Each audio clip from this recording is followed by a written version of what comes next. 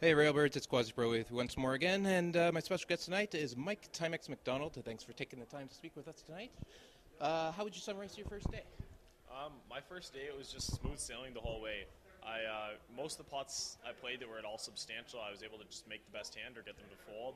And every single level, I had more chips than the last level, so it was just really consistent. Turned my 30K into 90K, and I think average should be about 50 or so. And how was your table draw?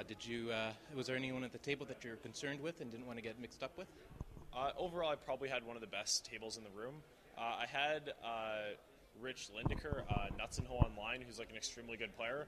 But other than that, it was really soft. Like there were probably 6 or so people who were just absolutely awful. So it was a great table draw. You had won the APT Dormond Open back in 2008 when you were only 18 years old. In fact, you hold the record as the youngest player to win an EPT event and take home a little over $1 million. What was it like to win such a large sum at an early age? Really fun. I would say that back then, I'd never really had a part-time job. I had never really had any expenses. And so the amount of money I was winning, it just sort of seemed like numbers to me. Like it's not like I could think about like what I could buy with it or anything. Like whether I won, $1 million or $10,000 or $1 billion or something, it all just seemed like a lot to me. Like I was just trying to play my best and whatnot, but I didn't really think about the money at all. Like even like right now, I would say the money that I play for seems more meaningful to me than it did when I was 18. Just since now I feel like I'm a little more like worldly and understand that $1 million is a lot. So I'm pretty happy with it. And you started out playing chess before making the move to poker.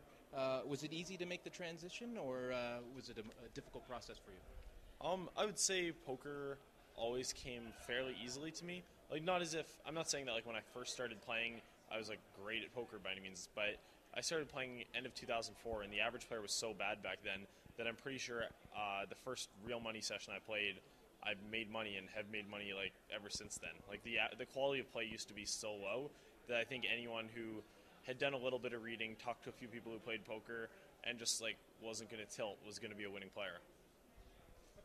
Okay. Like me, you hail from the poker capital of Canada, Waterloo, Ontario. If you instead lived in any other Canadian city, do you think you would have the same passion for the game? I would say I'd still have a passion for the game, but not to the same extent. Naturally, I'm quite a risk-averse person, and when I started playing poker, I was playing.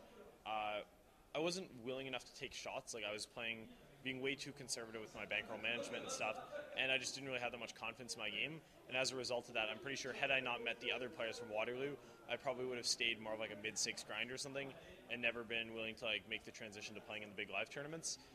So I would say that if I was from Toronto or Vancouver or some other big Canadian city, I would still be playing poker somewhat seriously, but not to the extent that I am right now. Okay.